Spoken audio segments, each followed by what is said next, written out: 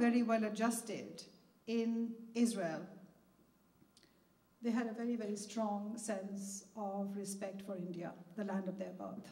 So much so that when Indian embassy programs were held in Israel, and these people are all Israeli citizens, they do not have dual citizenship because India does not permit dual citizenship.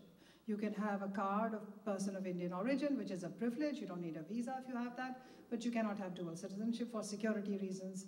India has never had that. So these people relinquished their Indian citizenship and passport the time they made their migration, which is called Aliyah to Israel.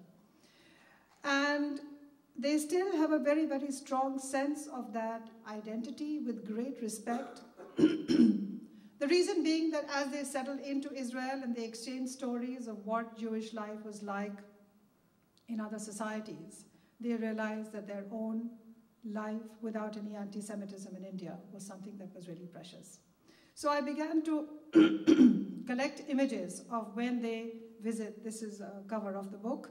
I just want to say to you that they came from 3 different parts of India, from somewhere in this region, Gujarat, Bombay, and Kerala, a small community of Kochini Jews.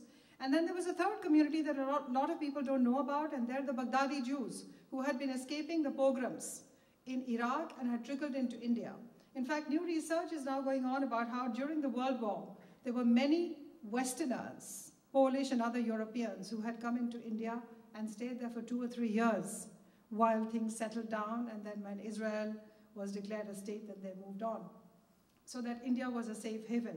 Here's a picture of how Indian Jewish community people come for Indian embassy programs. In large numbers, they come to attend the Indian National Day, which is interesting because all the celebration is about India as a nation.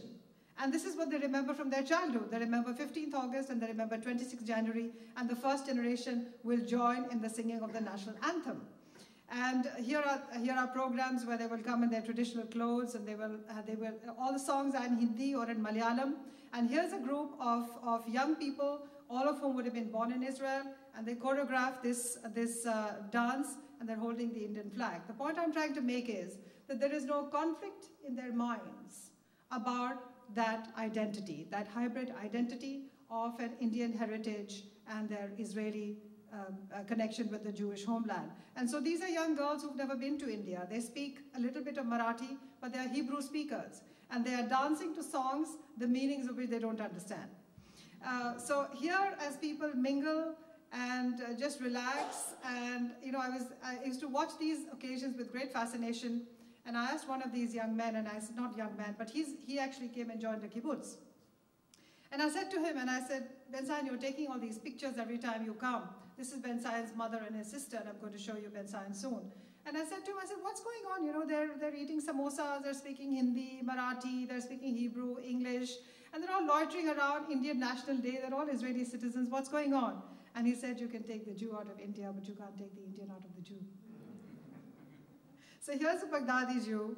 These are 2 brother and sister who are from Cochin, and they now live in different parts of Israel, and they come together on these occasions. This is the 3rd generation, and there's a program by which they visit India to get to know, and this is the whole clan. Ben Zion is in his Gandhi topi, the cap at the back, and these are 3 generations of Ben Zion's family, the mother in a sari, and the 2 sisters on either side. If you look at the children on either side, you will see clearly that one parent is an Ashkenazi of European origin. So this is to say how intermarriage is now, and this is the new generation. They're all dancing to Bollywood.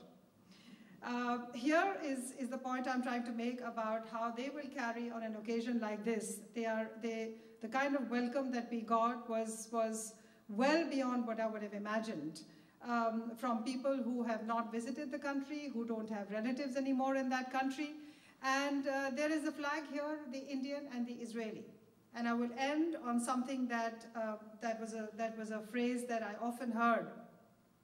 As this generation of grandparents is raising their grandchildren, it's so interesting that the children and the grandchildren are going to be soldiers of the Israeli state.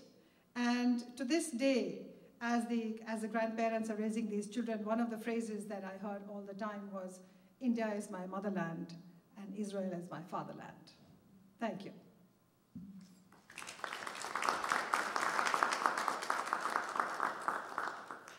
happy to respond to your curiosity or something about the Indians that you probably didn't know about. Yes. So, if you would identify yourself. I'm Chitranjan Jain. I'm an emeritus faculty from Cleveland State in engineering, of course. I heard about you. It so happened that we were in Israel this past October. Okay. And as soon as we get off the ship, we are looking for a cab. And we sit in the cab, and suddenly he plays the Indian music. I couldn't believe it. So that led to a little bit later, we went to rent a car. Okay. The person who was helping us get in the car after registration were two young Indian boys. Okay. And talked to them a little bit. And one is married to a local Jewish girl of Indian heritage. Yes. But and exactly the same thing that you said, they've been there, they were born there. Their parents came in 1960. Yes. Around that time. Yes.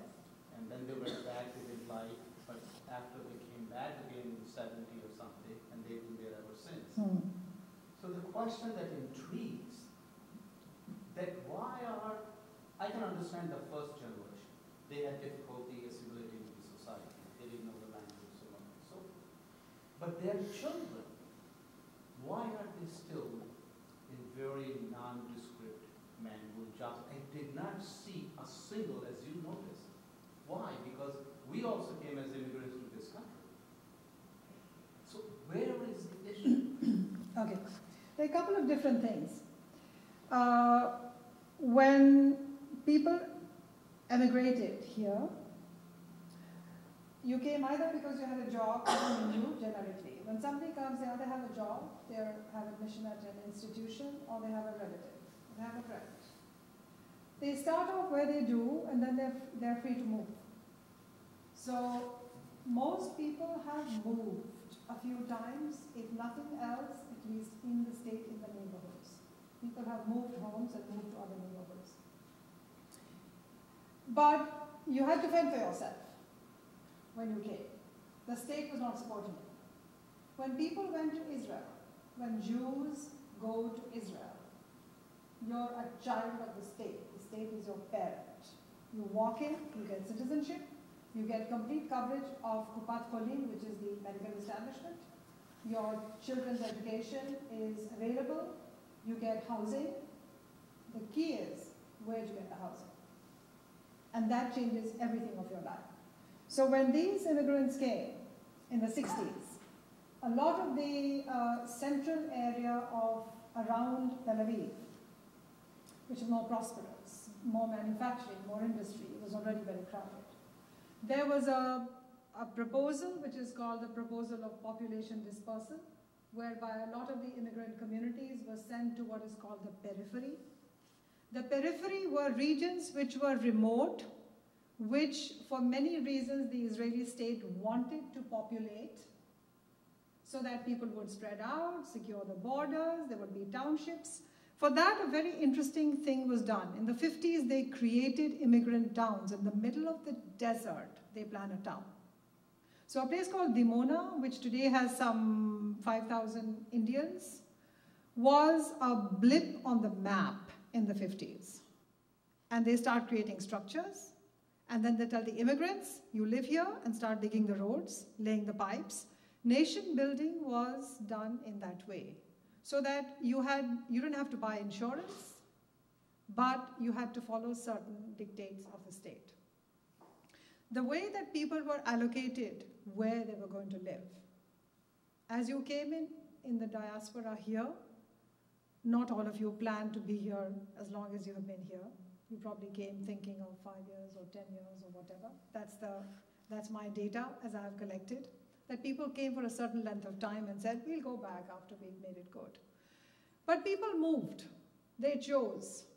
If you had been settled to say, come, everything is taken care of, but you live in Kansas, you live in Wyoming, you live in South Dakota, and the housing you get, you sign up and pay a little sum of money, but when you want to leave that, the money you have to pay back to the state is so much that if you came as an immigrant, you won't be able to afford to pay it back. one other thing happened. Once you're in these so-called immigrant or development towns, by the way, they are still called development towns. It's so sad because in 50 years, they are still like that. This place, Dimona, is a characteristic example. It started with 2 textile mills, and that's what it has even today. A nearby town has now got an Intel chip factory. Guess what? It has 4,000 employees, and only 1,500 are from the local area. Everybody else comes in from Tel Aviv, takes the money back and spends in Tel Aviv. So what does it do to the economy? Nothing. So basically, schools, opportunities, everything there was substandard. If you got stuck in that in the 60s, it would take you a generation and a half to get away, because all the prime areas had already been taken up. Newer neighborhoods are coming up. Some second and third generation immigrants who were settled in those areas have now been able to move to newer towns like Modi'in, which are doing very well, or Shoham, which is nearby. But many of them are actually stuck because those schools were substandard. The teachers there were substandard. And that second generation, the kind that you're talking about, ended up going into vocational tracks. They never went to Tel Aviv University. I taught at Tel Aviv University. I taught at Bar-Ilan. I wouldn't run into an Indian face.